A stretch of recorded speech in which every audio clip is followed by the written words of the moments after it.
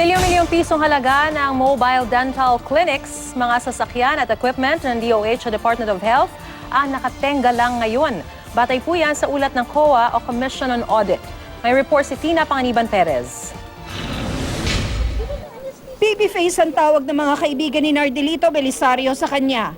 Para raw kasi siyang baby, walang ngipin. Para nakakayang ngumiti, tapos pagkakain ka patago, itatago mo. Pagkakain ka ng burger, naiiwan yung gitna eh. Yung gilid lang yung gilid lang yung nakakagat eh. Ang mga tulad ni Nardelito, matutulungan daw sana ng 429 mobile dental clinics na binili ng Department of Health para sa mga lokal na pamahalaan. Nagkakahalaga ito ng 3.95 million pesos kada isa. Mas makakamura tayo kung kami yung bibili kaysa kanya-kanya sila. Pangalawa, may isang standard lang tayo. Pero sinisita ngayon ng Commission on Audit ang DOH sa kanilang 2016 audit report.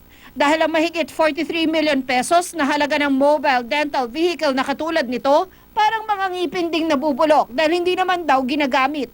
Bukod sa mobile clinics, mahigit 240 million pesos na halaga ng sasakyan at equipment din ang nakatenga lang.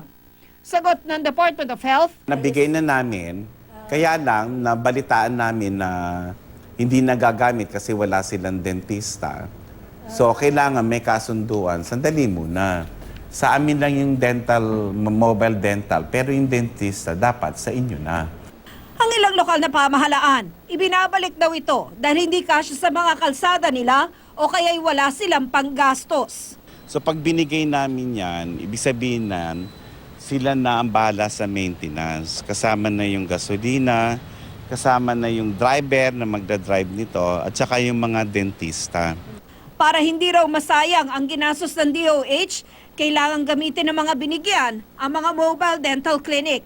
Minsan nagpapadala ang DOH ng mga contractual at volunteer dentist. Para makasiguro kami na ginagamit nila yan, inihingan namin sila for the year ng mga dental missions nila para may return of investment, hindi dapat bababa sa 20 dental mission. Aminado naman ang DOH na may pagkukulang ito. Tama naman yung COA, laking pera ng ginugol, hindi pa nakikinabang yung mga kababayan natin. So may sagutin kami, ayaw namin maghugas ng kamay. Tina Panganiban Perez, GMA News.